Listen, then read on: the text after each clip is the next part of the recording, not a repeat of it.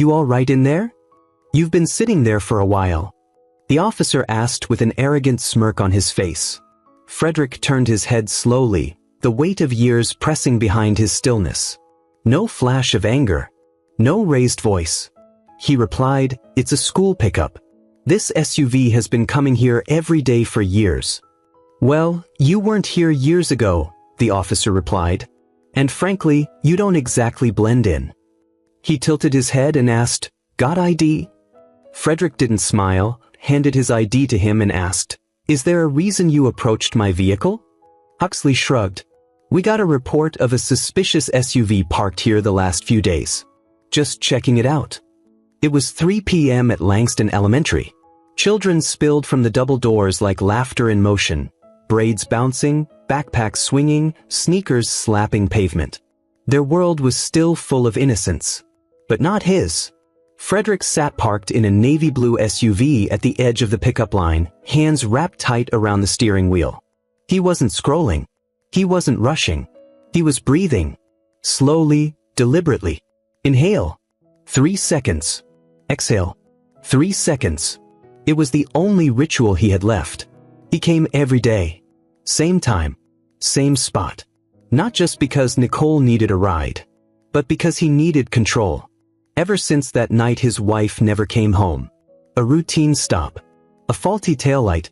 And a badge backed by fear. The headlines called it an unfortunate mistake. But Frederick knew what it was. A woman profiled. A mother erased. A life ended by someone who never learned to see black skin without suspicion. She was everything to him. Brilliant, graceful, full of fire and quiet joy. The kind of woman who could command a courtroom or disarm an argument with just one look. Nicole was only 6 when it happened. Now she is 9. And every pickup, every breath, every moment was a battle Frederick fought so she'd never feel what he carried. He didn't wear grief on his face. He wore it in the silence between heartbeats. In the way his eyes scanned the lot. In the tension that never fully left his shoulders. Frederick had spent 8 years in the military. Then 10 as a prosecutor. Now he was the district attorney, the one who signed off on every indictment, every officer misconduct report, every system people said would never change. And today, he just wanted to pick up his daughter. But the cruiser didn't drive past. It slowly stopped. 3 sharp knocks tapped the glass. A white officer leaned into the window, half smile on his face, the kind of smile people wear when they've already made up their mind. "You just hanging out here, or casing the school?" He said it like it was harmless. But the tone wasn't light. It was loaded. Frederick turned his head slowly, the weight of years pressing behind his stillness. No flash of anger. No raised voice. Just a calm that felt sharper than rage. The officer didn't know who he was speaking to. Didn't know the man in the SUV had buried a wife, built a courtroom, and stood between countless families and injustice. Didn't know this wasn't just another parent. It was the district attorney. And this wasn't just another Tuesday. Some stories start with shouting. This one starts with restraint. And ends with everything that silence refused to forgive. Stay with the story. It will take you into quiet rooms, loaded words, and a justice system that never expected the hunted to be the hunter. Before you proceed, kindly click the subscribe button, like this video, because every click from you helps us to keep bringing real stories, raw truths, and voices that matter to your screen. Don't forget to share your thoughts in the comments after watching, because your voice might be the one that inspires someone else to stand. Langston Elementary had always seemed like a safe place from the outside.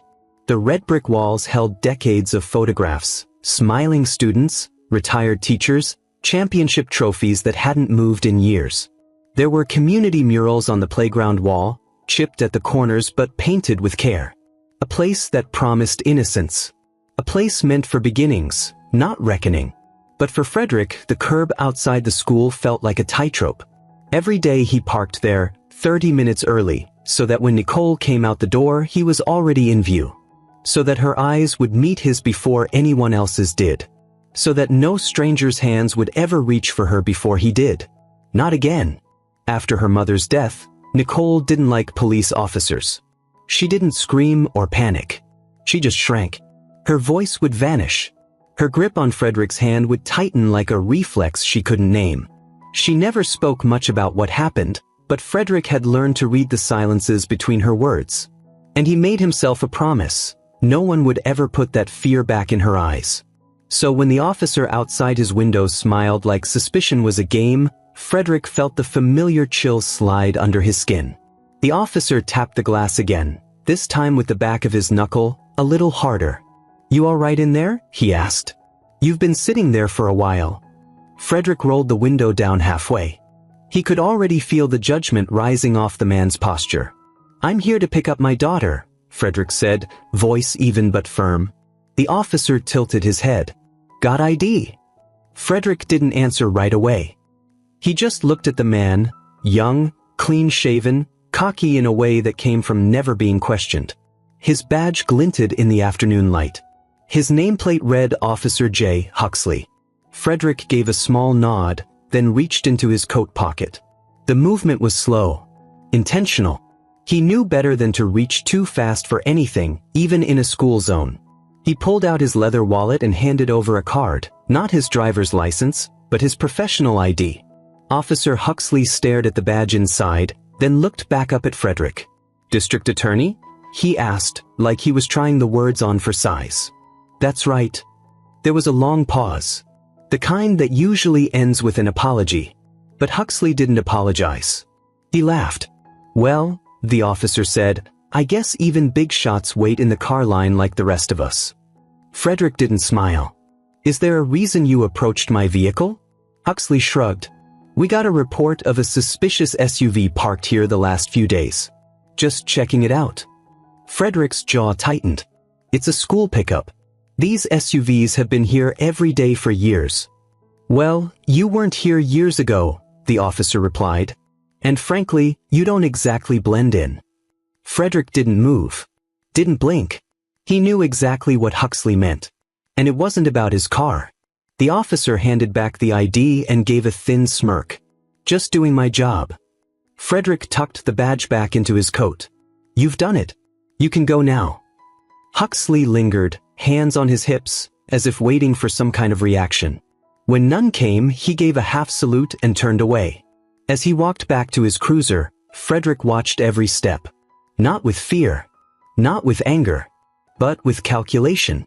Nicole came out of the building 5 minutes later, her purple backpack bouncing with each step. Her braids were a little uneven, her shoelace half untied, and she was holding a lollipop the teacher probably told her not to eat until she got home. She spotted the SUV, smiled, and ran to the door. Frederick stepped out and opened it for her, crouching just enough to meet her eye level. "Hey baby girl," he said, pulling her into a hug. She leaned into him, like she always did, but then she whispered, "There was a police car behind us." Frederick nodded. "I know. He's gone now." Nicole looked over her shoulder. "Was he mean?" Frederick paused before answering. "He doesn't matter." But inside, he knew that wasn't true. Later that evening, after dinner and homework and bedtime prayers, Frederick stood alone in his home office, staring at the sealed folder marked Internal Affairs. It wasn't new. He'd seen Officer Huxley's name in a handful of minor complaints, nothing severe enough to trigger formal discipline. Just enough to raise questions. Aggressive tone. Questionable stops. Disrespectful conduct toward civilians. But complaints from black men rarely became headlines. Frederick didn't want revenge. He didn't want to make noise for the sake of pride. But he knew this. When men like Huxley stood too long in silence, they believed they were invisible. They believed power had no memory. They believed a calm man with steady hands couldn't carry storms in his silence. Frederick closed the folder. He didn't need to build a case yet, but he would watch. And if Huxley made another mistake, another assumption, another mockery of someone's peace, Frederick would make sure he answered for it. This wasn't over. It hadn't even begun. Outside, the wind picked up. A branch tapped lightly at the window. And somewhere across town, Officer Huxley told a friend about the weird black guy. He stopped today. He still didn't know what Frederick was capable of. But soon he would. The house was quiet, but Frederick wasn't asleep. He sat by the window in his study, elbows resting on the edge of the desk, fingers laced tight beneath his chin. Outside, the neighborhood looked peaceful, rows of trimmed hedges, porch lights casting warm circles on driveways, a dog barking somewhere in the distance. But inside his chest, something moved. Heavy. Restless. Not anger. Not fear. Just fear. It was always there. Since the night Lena died. She hadn't been doing anything wrong. That's what made it unbearable. No broken law. No confrontation. Just the wrong place, the wrong time, the wrong skin. Frederick remembered every detail.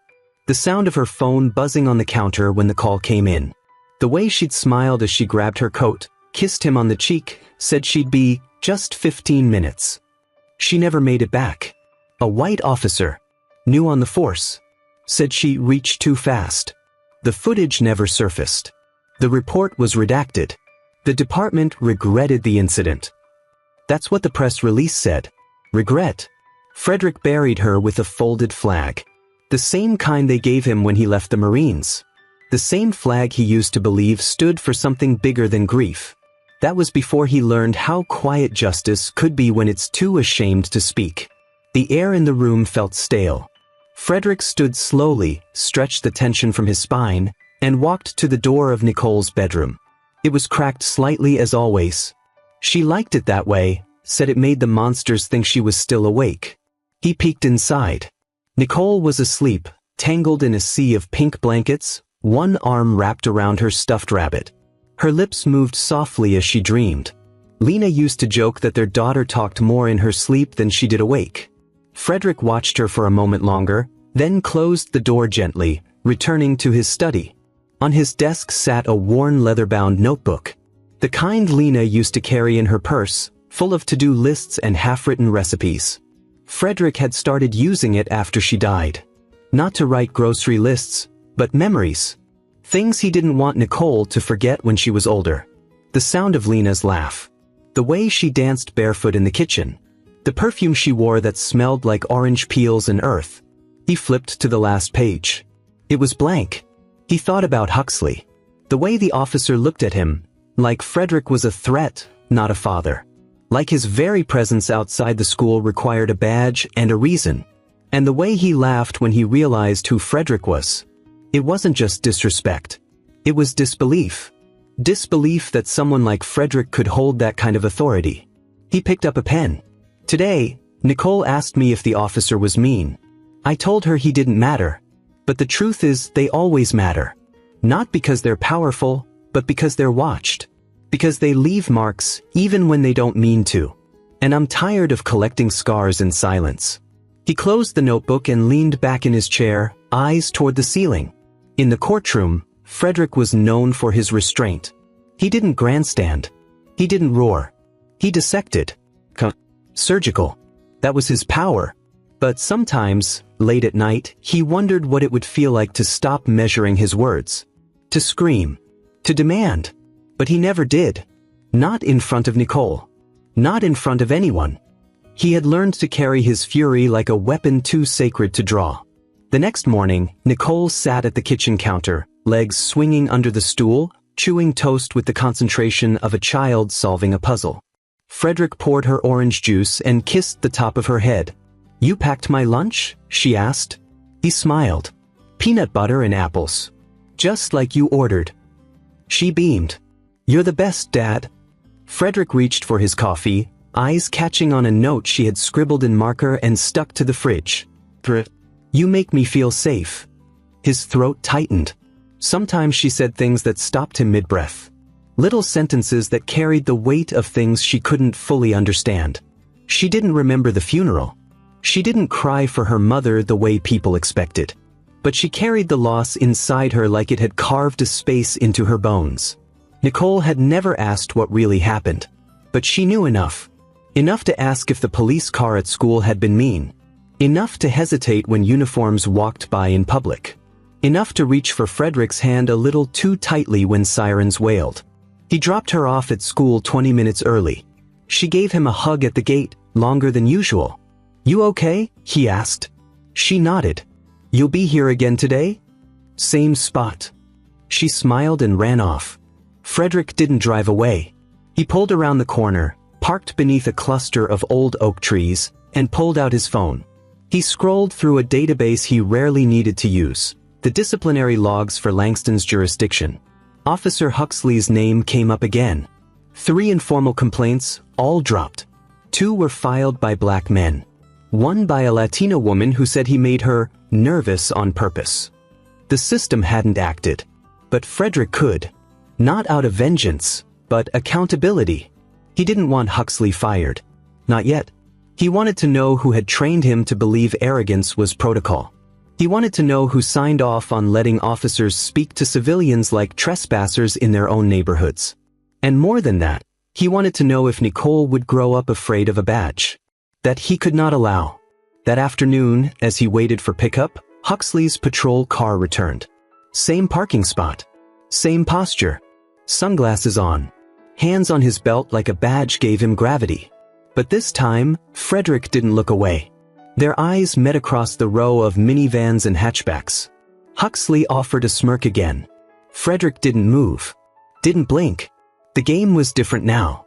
The officer just hadn't realized it yet. Langston Elementary dismissed its students with the same rhythm every weekday, 3:05 p.m. First the buses hissed to life. Then the car line inched forward, parents waving to teachers, children darting toward familiar cars with drawings clutched in their small hands. But Frederick didn't join the flow. He parked deliberately, same spot near the red-painted curb, just far enough from the front door to stay unnoticed by school staff, but close enough for Nicole to find him without fear. Across the lot, Officer Huxley sat in his patrol car. Different day. Same arrogance. Frederick could feel the officer's gaze long before he saw it. He didn't need to look. There was something about the way some men occupied space, as if their presence needed to be acknowledged to feel real. He watched Nicole emerge through the school doors, a crayon drawing flapping in her hand. She ran to his SUV, eyes bright, unaware of the tension coiled just outside her world. Frederick stepped out and opened the door for her. "I made a card for Mom," she said softly. He froze. She held up the drawing. A family, him, Nicole, and Lena, smiling beneath a bright yellow sun. In Lena's hand was a set of keys. Nicole had labeled each figure. Mom, me, Dad. Frederick knelt beside her, throat dry. She'd love it. Nicole looked over at the officer's cruiser. Why is he always here now? Frederick didn't rush an answer. Some people don't know how to be gentle with the world, he said finally. So we teach them. Not with anger. With truth. She nodded, not fully understanding, but trusting him anyway. They drove home with the windows down. The silence wasn't heavy. It was reflective, a quiet they both shared without needing to fill. The next day, Frederick didn't go to work. He went downtown instead, to the department's internal affairs division, dressed in a dark, unassuming suit. No badge showing. No staff escort. He walked the hall like any other man, calm, composed, unimportant. But he wasn't unimportant. He stopped in front of a frosted glass door marked, Personnel Complaints, Records Division. The clerk behind the desk barely looked up. Name. Frederick passed her a slip of paper. I need access to all non-redacted complaints against Officer Jason Huxley. Last 5 years. Include informal grievances. The woman blinked. You're? Frederick Ames. District Attorney. She straightened. Of course. Do you have a? I brought my clearance. He placed a sealed envelope on the counter, signed and notarized. You'll find the authorization inside. Judge sanctioned. The clerk glanced over it, nodded, and disappeared into the back. Frederick waited, watching the small clock on the wall tick its way past seconds people often ignore. The kind of seconds you remember when you're holding your breath outside an emergency room door. When the clerk returned, she had a folder in hand, thinner than he expected. Only 3 formal filings, she said. But a few informal complaints came in off record. People who never followed through. Didn't want the heat. Frederick opened the file. The first complaint was over a traffic stop. A young black father pulled over in front of his apartment building, questioned about possible loitering. The incident was dismissed as officer concern regarding neighborhood safety.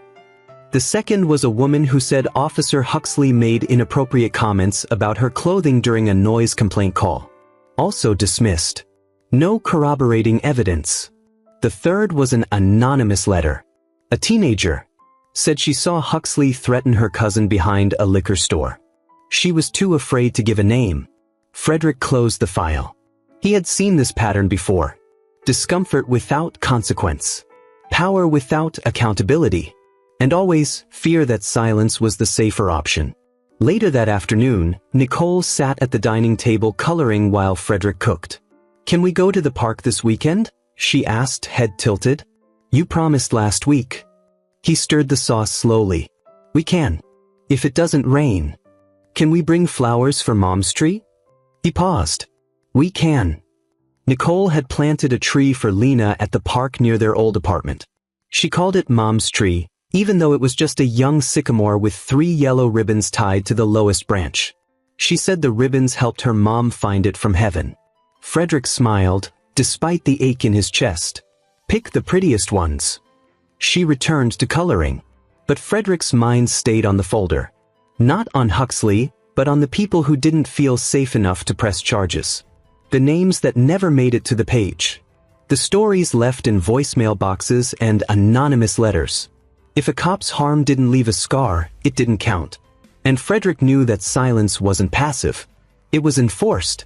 The next morning, Officer Huxley was already parked when Frederick arrived at the school. The officer stood outside his cruiser, sipping coffee, scanning the line like he owned it. A few parents nodded as they passed. Most avoided eye contact. Frederick stayed in his car until Nicole walked out.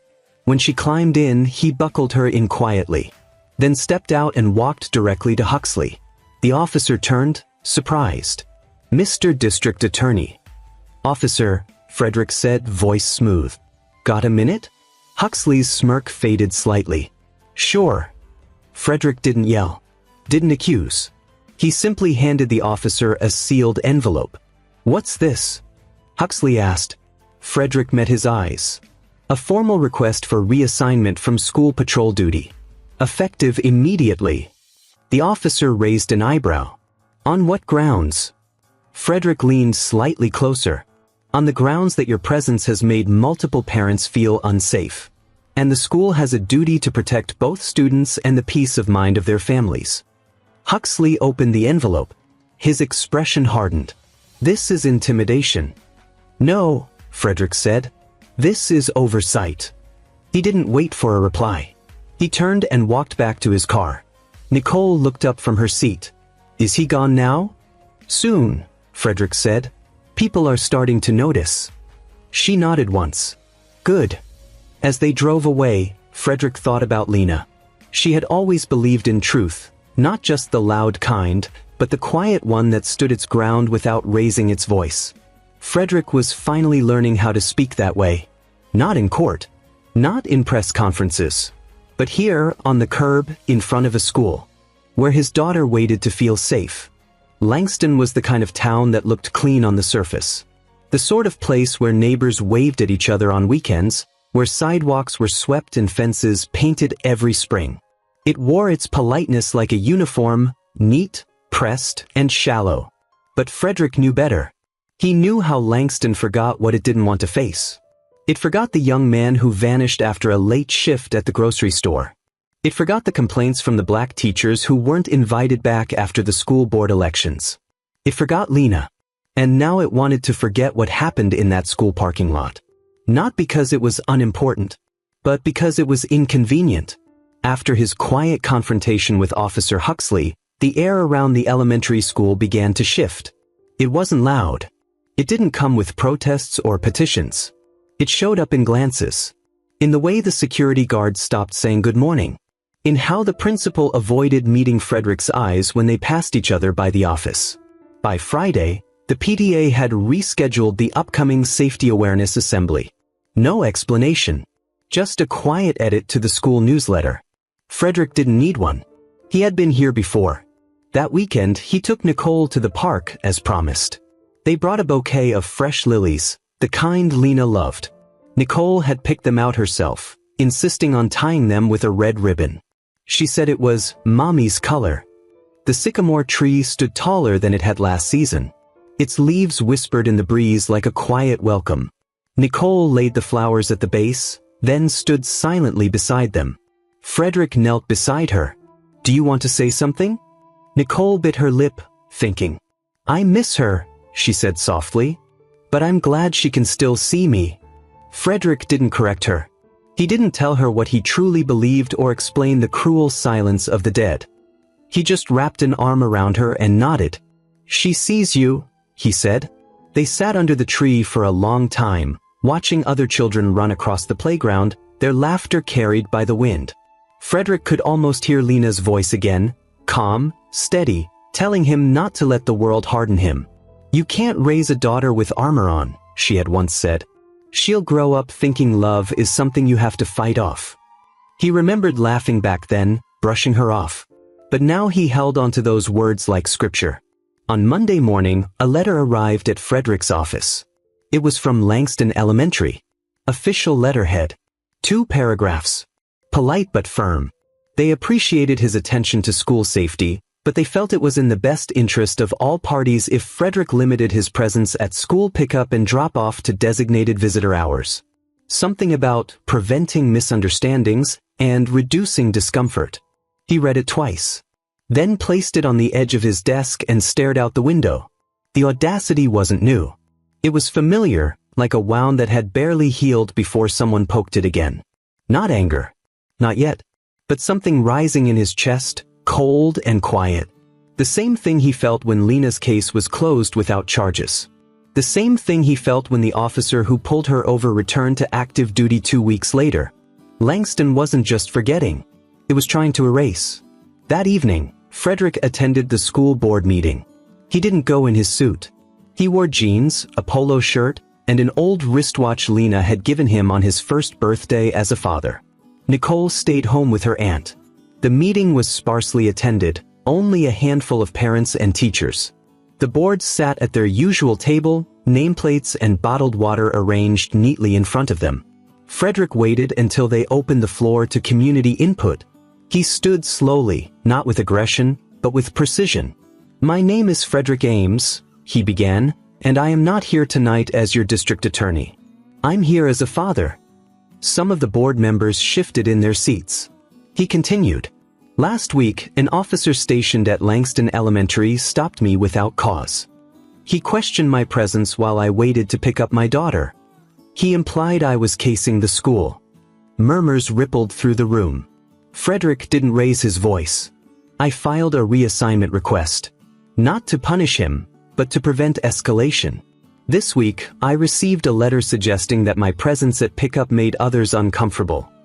He paused, letting the words settle. "I understand discomfort," he said. "I understand it well. My wife was killed in a police encounter. She was unarmed, unthreatening, and unprotected. She died with her hands raised." Silence. Not the kind that comes from shock, but the kind that comes from guilt. "I have spent every day since then trying to ensure my daughter doesn't inherit that fear. I don't expect this town to fix its past, but I will not allow it to hide from it either." A hand in the audience clapped once, then twice. Others joined. Not thunderous applause, just quiet affirmation. Frederick nodded once. "Thank you."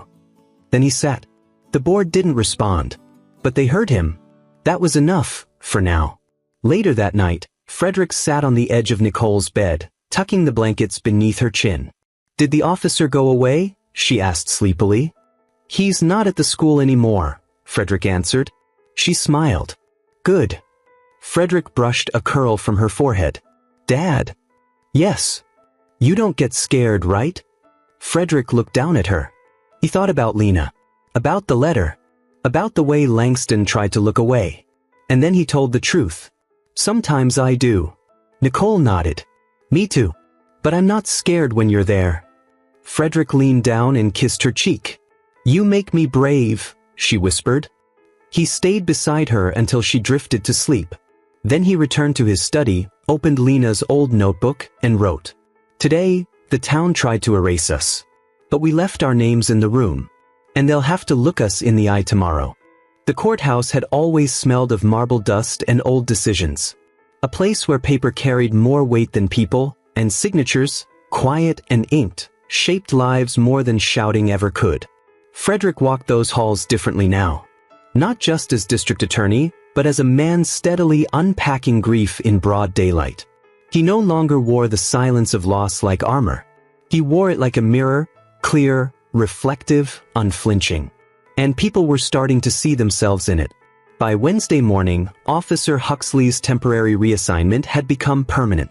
The memo came through and signed, the kind that protects those who made the decision but doesn't protect those who live with the consequences. Frederick read it without satisfaction. A reassignment wasn't accountability. It was a redirect. That evening, Frederick sat alone in Lena's reading room, the smallest corner of their house, once filled with books she loved and blankets Nicole dragged off the couch. The sun leaked in through the curtain like soft light through stained glass. He stared at a folder on the table. Inside were names. Not just Officer Huxley's, but a list of officers who had racked up silent complaints over the past 5 years, cases that never reached disciplinary review. Some were marked unfounded. Others, informal resolution. But most simply faded out, lost to bureaucracy, or buried under the weight of lack of corroboration. He closed the folder and sat back, letting the silence expand around him. Lena used to say that the most dangerous form of injustice was the kind no one bothered to explain. The kind that left you alone in a courtroom wondering if the rules had ever included you in the first place. Frederick stood and walked to the window. Outside, the streetlights flickered on, one by one, casting warm circles onto the pavement. A child's bicycle lay on its side across the sidewalk, Nicole's, forgotten after an afternoon ride. He smiled faintly when outside, and wheeled it back to the porch. He didn't say anything when he entered the house again. Just picked up Lena's pen from her old desk and started writing. The next morning, Frederick filed a motion. Not a public one. Not the kind designed for headlines. He requested an internal audit of all officer reassignment records for the past 7 years, specifically those that occurred following citizen complaints involving racial profiling, use of force, or misconduct near schools. He included legal precedent, case law, and judicial support. But what made the motion powerful wasn't the law. It was the fact that it came from him.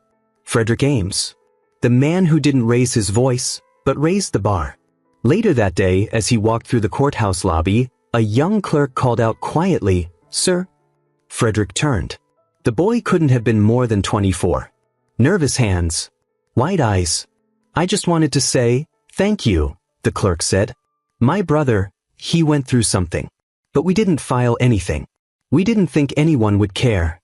Frederick didn't interrupt. He let the silence carry it. The clerk continued, voice thinner now. He dropped out of school the next month. Said he didn't want to walk by the officer's car every morning. Frederick nodded, not out of pity, but understanding. "What was his name?" he asked. The boy hesitated. "Tyrell." Frederick reached into his coat pocket and handed the clerk a card. "Ask him to call me. If he wants to talk." The boy stared at the card, then clutched it like something sacred. That night, Nicole asked if she could sleep in her parents' bed. Frederick nodded and carried her blanket in with them. As she curled beside him, she whispered, "What did Mommy's voice sound like again?" Frederick stared at the ceiling, throat tight. Like music on a quiet day. Was she ever scared? He hesitated. Then, yes.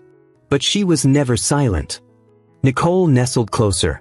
"I want to be brave like her." Frederick kissed her forehead. "You already are." He closed his eyes, but sleep didn't come. Instead, memories did. The day Lena died hadn't started with sirens. It had started with pancakes. Frederick had burned the edges. Nicole was barely 2 and had gotten syrup in her hair.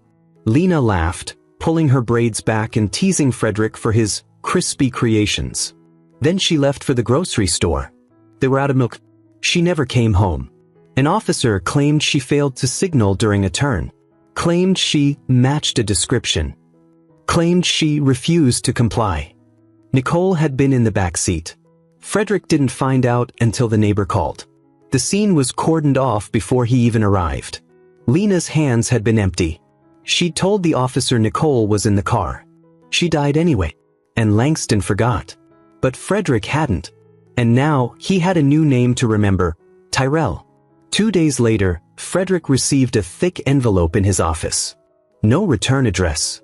Inside were scanned documents, body cam transcripts, a printed email thread between a sergeant and a city council member discussing the optics of reassigning officers quietly, an internal memo labeled, "Do not file." It was unsigned, but it was real, and it was just the beginning. That evening, Frederick sat in the kitchen with the envelope spread out across the table. He didn't take pictures, didn't upload anything. He simply read, line by line, word by word. Nicole padded in, dragging her blanket. "Can I sit with you?" she asked. He nodded, pulling out a chair. She looked at the papers. "More police stuff?" "Yes." "Is it scary?" Frederick looked at her. This child who had watched too much sorrow for someone her age, yet still believed in love big enough to bring flowers to a tree. "A little," he said. "But the truth is scarier when no one speaks it." Nicole was quiet. Then, "Mom would help you if she were here." Frederick smiled. "She still is." Nicole reached for a pen and scribbled something on the edge of one paper. A heart, drawn carefully. "For Mommy," she said. Frederick didn't correct her. He left the heart there, right next to the memo marked, "Do not file." Some signatures weren't made with ink.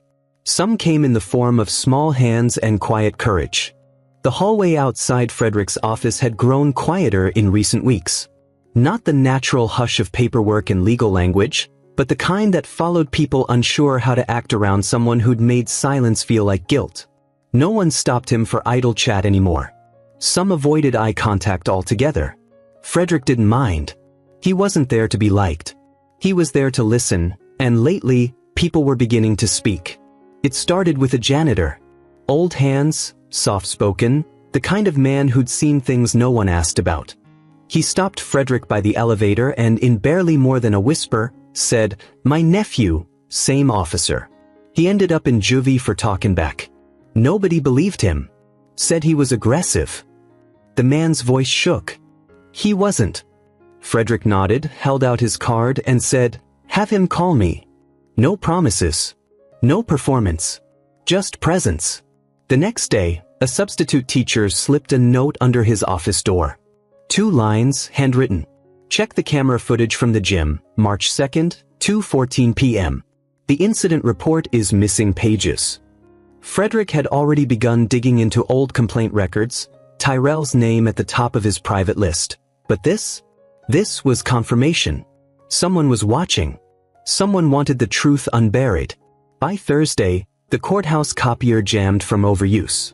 Frederick stood beside it, his suit jacket off, sleeves rolled, feeding the second set of sealed documents into a folder.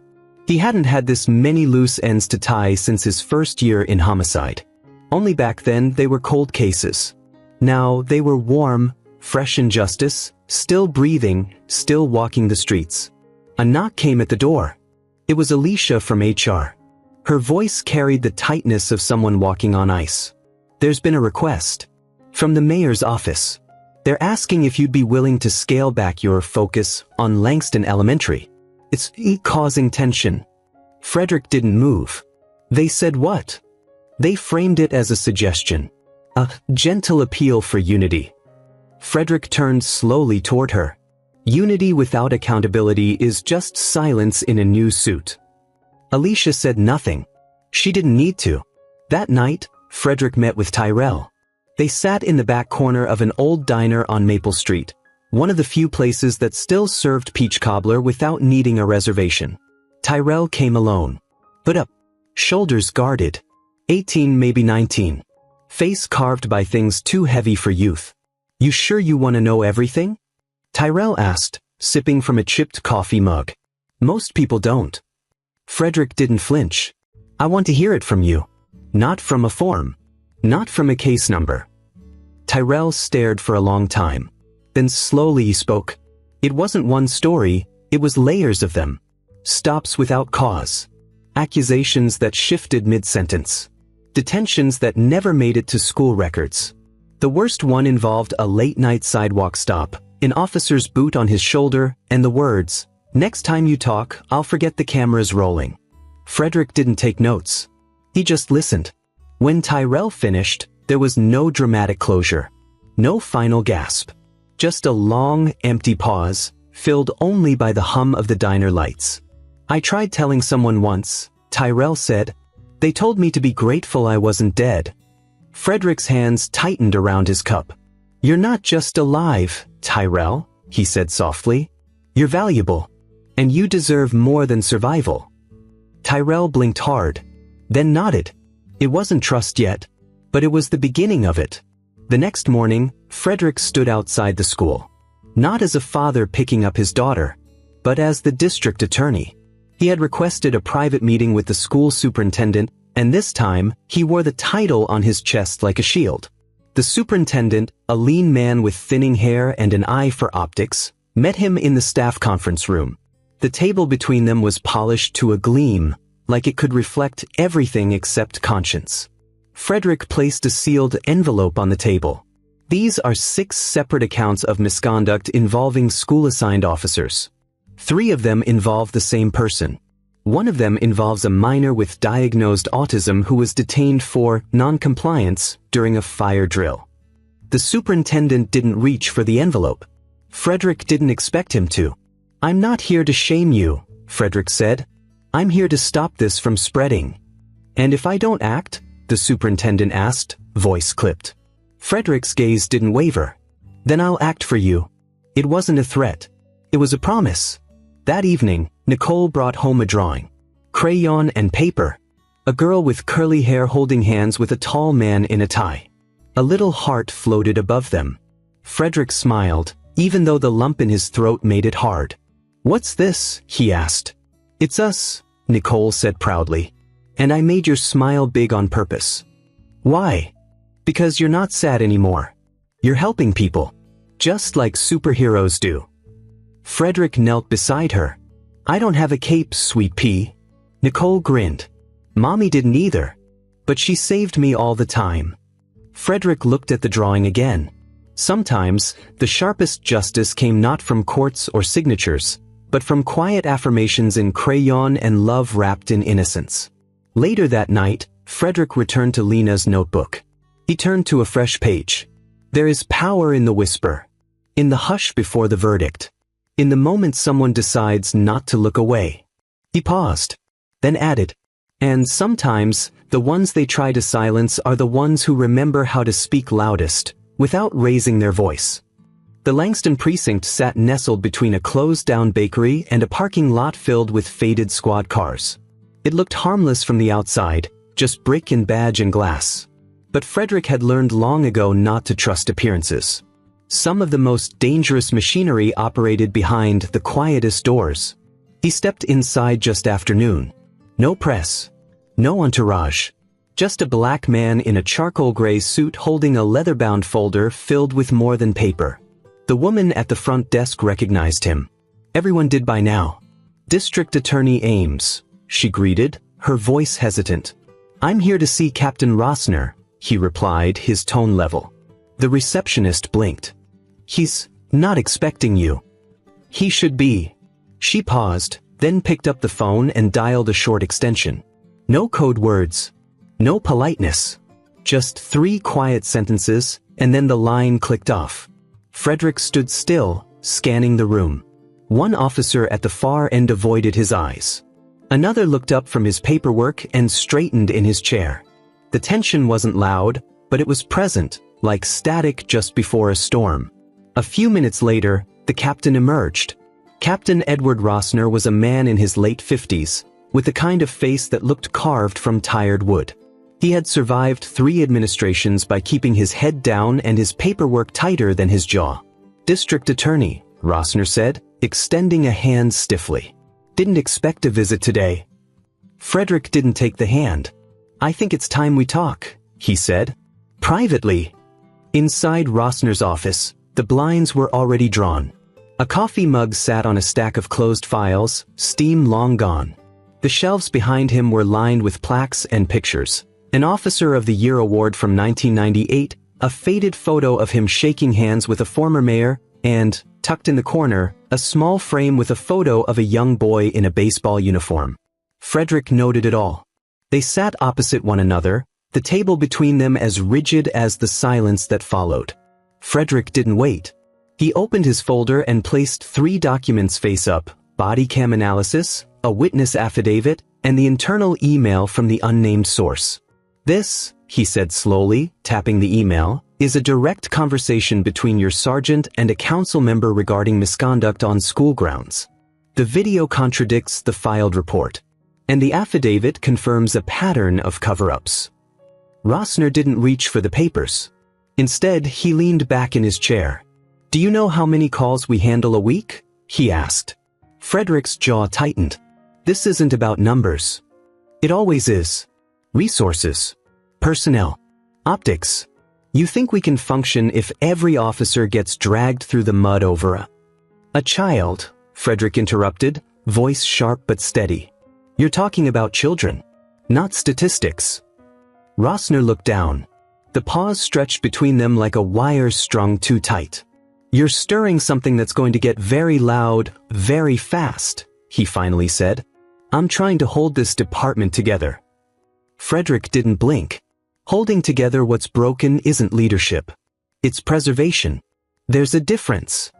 Outside the office, a murmur had begun to ripple through the station. Word travels faster than official memos, and the DA's presence was gasoline on a smoldering fire. Rossner folded his hands and leaned forward. "You lost someone," he said, voice softening. "I read the file. Your wife. I can't imagine what that's like, Frederick." Frederick's eyes darkened. He didn't answer. "And I know," Rossner continued, "you think you're honoring her by tearing this place down brick by brick. But there are good people in this department. Officers who show up, who stay late, who save lives." Frederick's silence broke with 3 words. "She wasn't saved." Rossner sat back, as if the weight of the truth had knocked the wind from him. "She was profiled, pulled over, and gunned down with her child in the back seat," Frederick continued. "And your department never even suspended the officer. They gave him a desk job until the story faded."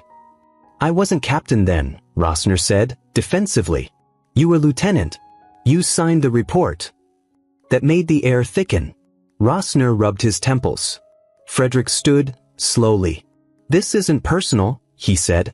"It's overdue." He turned to leave, but paused at the door. "I've already filed a motion for independent oversight. I recommend you start gathering everything you've tried not to see. Because silence isn't going to protect you anymore." Rossner didn't respond. The day stepped out, and the door shut behind him with a soft click that sounded like something final. That evening, Nicole sat cross-legged on the living room floor, drawing again. This time, the paper was filled with what looked like rows of stick-figure people, each holding a sign. Frederick noticed one of them had a badge with a question mark instead of a face. "What's this?" he asked gently. Nicole looked up. "They're trying to find the truth." He smiled faintly. "And are they scared?" She shook her head. "No, because there's someone helping them." Frederick crouched beside her. "Who?" She pointed to the tall figure in the corner of the page. "It's you, but with superpowers." Frederick chuckled. "What powers?" She thought for a second. "You make people tell the truth. Like a lie detector that looks like Daddy." His laughter faded into something more solemn, more tender. "Sometimes, your legacy wasn't in the headlines or courtrooms. It was in the way your child saw you when you didn't even know she was watching." By the end of the week, another envelope arrived. No return address. Inside was a copy of the reassignment order for Officer Huxley. At the bottom, a scribbled line in pen. "You were right. He should have been benched 2 years ago. R." Frederick stared at the note. The signature was vague, but the meaning wasn't. Rossner was moving. Quietly. Carefully. And Frederick knew something was shifting. The system wasn't falling apart. It was waking up. The morning sky wore a dull gray, like a story waiting for its truth to surface.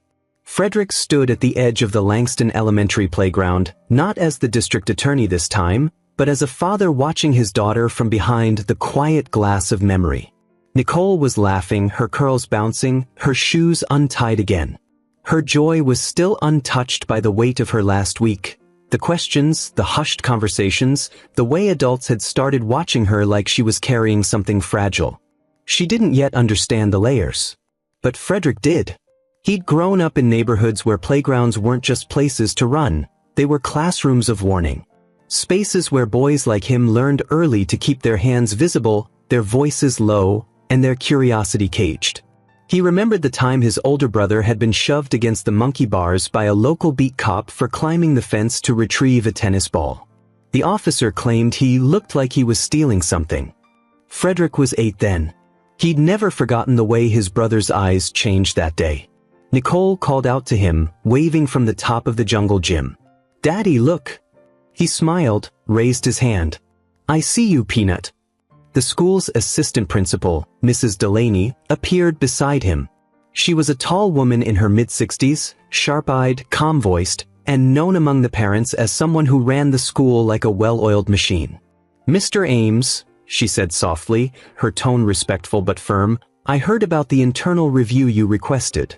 Frederick nodded. "You heard correctly." She glanced toward the children, then back at him. "I won't lie to you. There's a part of the staff that's unsettled. They feel exposed, like they're being punished for looking away." Frederick took a breath, steady and deep. "They should feel that way," he said. "Looking away is a form of participation." Mrs. Delaney didn't flinch. "Some of us never looked away," she said.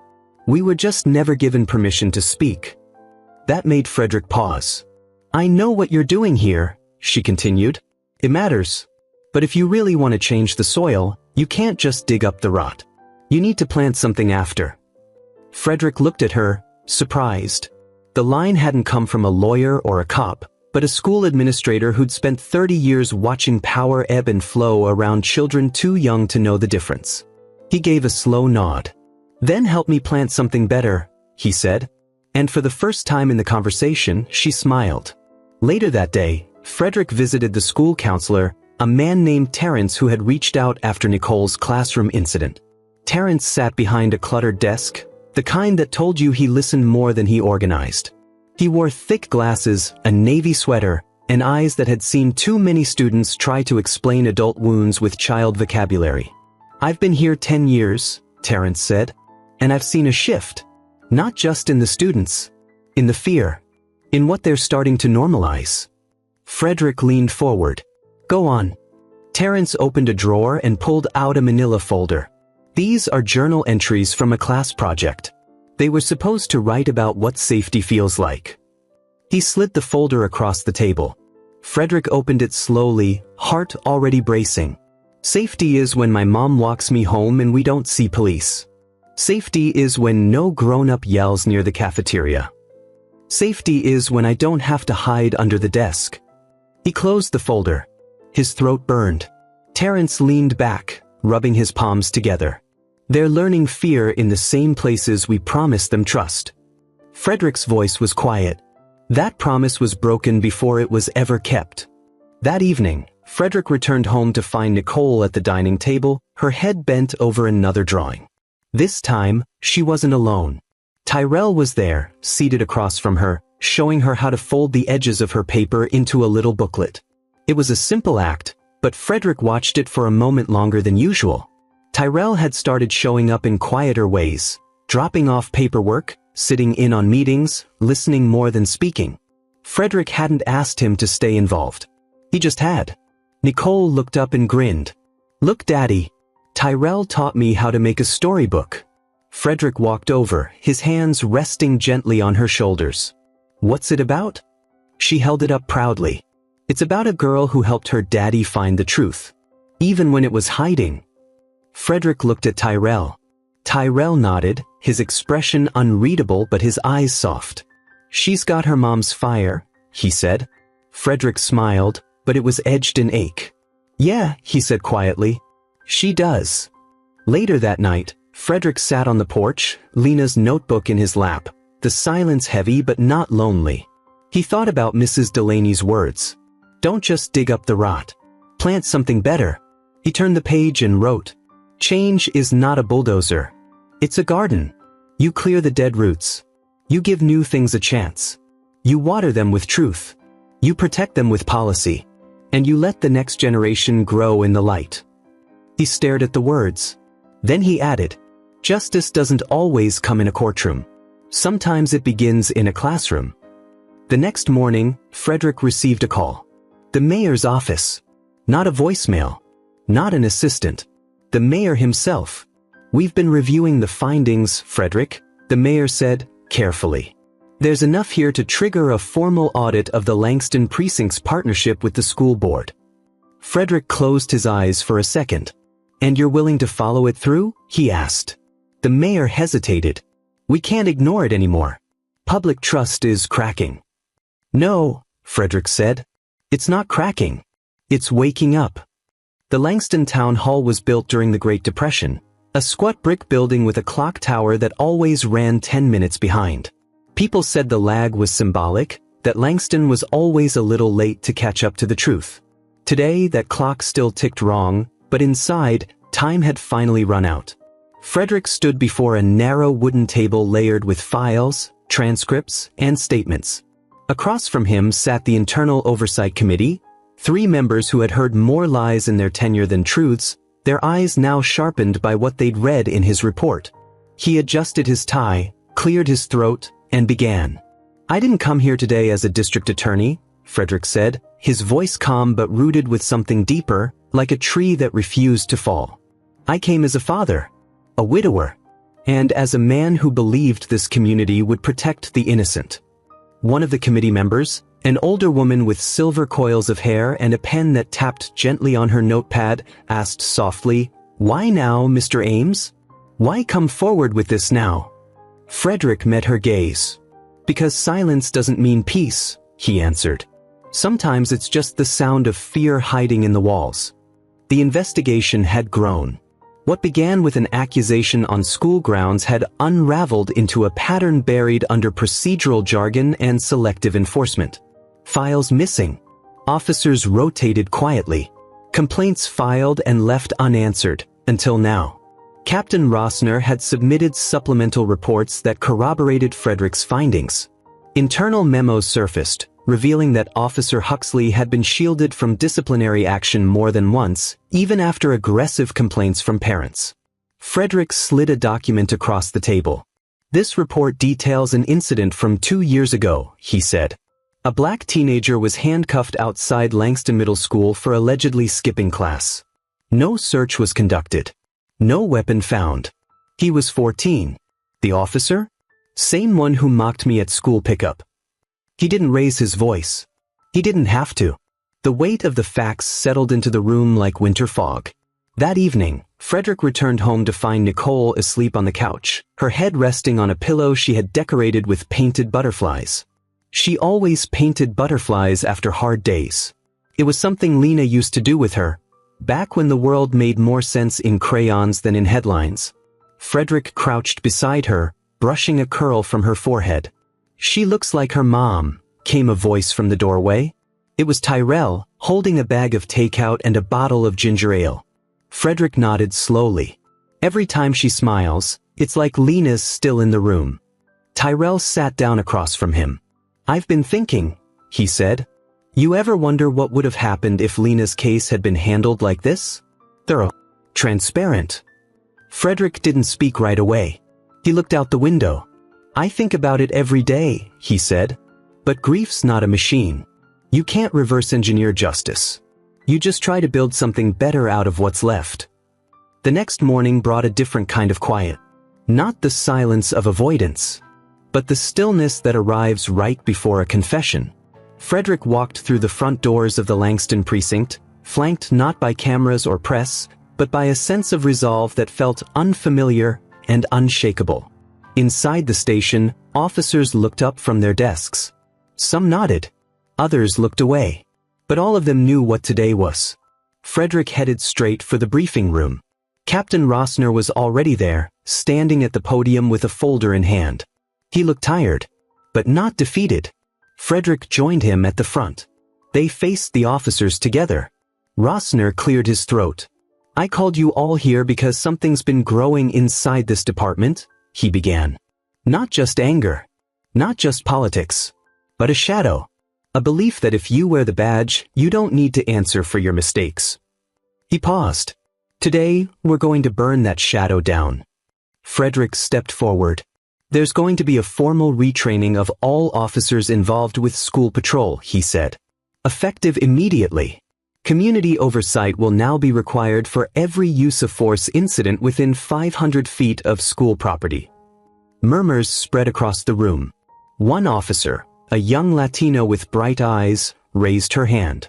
What about the kids who already carry this fear? Frederick met her gaze. We start small, he replied. We listen. We apologize. And we stay consistent. Later that afternoon, Frederick sat in the back of Nicole's classroom. Mrs. Harris, her teacher, had invited him to join a special reading hour, a gesture meant to bring familiarity and comfort back to the children after a turbulent week. Frederick didn't expect what happened next. Nicole stood up, holding her folded storybook. I want to read something, she said shyly. She opened it carefully. This is about my mom. She was kind, and funny, and brave. And sometimes when I'm scared, I think about how she used to hold my hand really tight and say, "You're safe now." The room went quiet. Nicole kept reading. My daddy makes sure people who do wrong things don't get away with it. That's his job. But he also listens when someone says they're scared. She looked up, her small voice steady. And he listens when I say it too. Frederick's throat tightened. Sometimes justice wasn't loud. It was a child feeling safe enough to speak in front of her classmates. And sometimes, that was enough to begin again. That evening, the mayor's office called again. The committees ruled, the mayor said. You've got full clearance to begin your reforms across the district. The vote was unanimous. Frederick stood by the window, watching the sun slip behind a row of old rooftops. He didn't celebrate. He didn't cheer. He just closed his eyes and whispered, "Thank you, Lena." Because this wasn't just a policy shift. It was a restoration, not of law, but of the soul. Tea was quiet in the auditorium, the kind of quiet that presses against your skin and makes even your breath feel loud. The folding chairs creaked beneath slow shifts of posture. Parents, teachers, officers, and council members sat shoulder to shoulder, each person holding some version of a question they weren't ready to ask aloud. At the front of the room stood Frederick. He wasn't wearing his courtroom suit today. No pinched collar. No sharp tie. Just a soft gray sweater Lena once said made him look more human. He didn't want to look like the DA right now. He wanted to look like a man who had learned to grieve out loud. Behind him was a screen, faded yellow light glowing softly with a single phrase. Community Accountability Dialogue, Langston Unified District. The mayor had requested a statement, a summary of what had changed. But Frederick didn't bring statistics. He brought a story. When I was a child, he began, my mother used to make us eat at the table no matter what. No food in front of the TV. No skipping dinner. And even if we were mad, even if we hadn't spoken all day, when it was time to eat, we Saturday. He paused, eyes scanning the room. She believed in showing up. That healing didn't need to wait for perfect words. Just presence. And I think that's what we're doing here. The room listened. Not impatiently. Not skeptically. Just listening, the way a person does when they're trying to unlearn something. I didn't come here tonight to shame anyone, Frederick continued. I came here to ask a question. What happens to a community when fear becomes routine? He looked toward the third row. Officer Huxley sat there. Not in uniform. Not behind a desk. Just a man with folded hands and eyes that no longer darted defiantly. He hadn't been fired. He'd been placed on mandatory training, oversight, and community reintegration. And tonight he came, not to defend himself, but to listen. Frederick kept going. 2 months ago, I was mocked in front of my daughter. Not just as a man with PTSD. Not just as a grieving widower. But as a black father who didn't fit the picture someone thought was safe. The audience shifted. Some bowed their heads. Some sat frozen, staring straight ahead. I didn't raise my voice, he said. I didn't demand justice at gunpoint or through a press conference. I let the system speak for itself. I handed it a mirror. He stepped back from the podium, then pointed gently to the side of the stage where Nicole stood holding a drawing.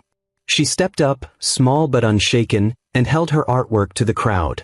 A picture of 3 hands, hers, her father's, and her mother's, reaching for the same light. "She asked me last week," Frederick said, voice catching, "if her mom would be proud of what we're doing." He smiled gently. "I told her yes, because her mom believed that real justice doesn't humiliate. It restores." After the event, people lingered. Parents approached officers with cautious conversation. Teachers talked to council members about long-needed policy changes. And Officer Huxley, for the first time in his career, apologized without being asked. Not to Frederick. To a teacher named Ms. Rojas, whose classroom he had interrupted once for a so-called behavioral sweep. She had never forgotten. Neither had the children. He said only one sentence, "I should have listened." It was more than enough to begin again. At home, Nicole sat in Frederick's lap, flipping through a storybook she had made on her own. She pointed to one page and asked, "Why did you forgive him?" Frederick answered slowly, "Because sometimes the apology you never hear still needs to be given. And if someone doesn't show them how to say it, they'll just stay silent." Nicole rested her head on his chest. "Did Mom ever get one?" He closed his eyes. "Not yet," he whispered. "But one day someone will say it, and we'll hear it in how they treat someone else." The next morning, Frederick received a letter. Not printed, not official, handwritten. It was from a teacher in the district. "I didn't realize how much silence I'd made space for. Thank you for making us look. Thank you for reminding us that healing doesn't always mean starting over. Sometimes it just means starting differently." He folded the note. And for the first time since Lena passed, he didn't feel hollow after reading something about her. He felt anchored. The story ends here. But what it stands for doesn't. If this story stirred something in you or made you remember a name, a face, a moment you stayed quiet, don't let it fade. Share this story. Let others know justice doesn't always wear a siren. Leave your thoughts in the comments. The kind that builds conversation, not just opinion. And if you want more stories like this, real, human, unresolved until they matter, hit subscribe button and turn on the notification bell icon. Because the next story might just be yours.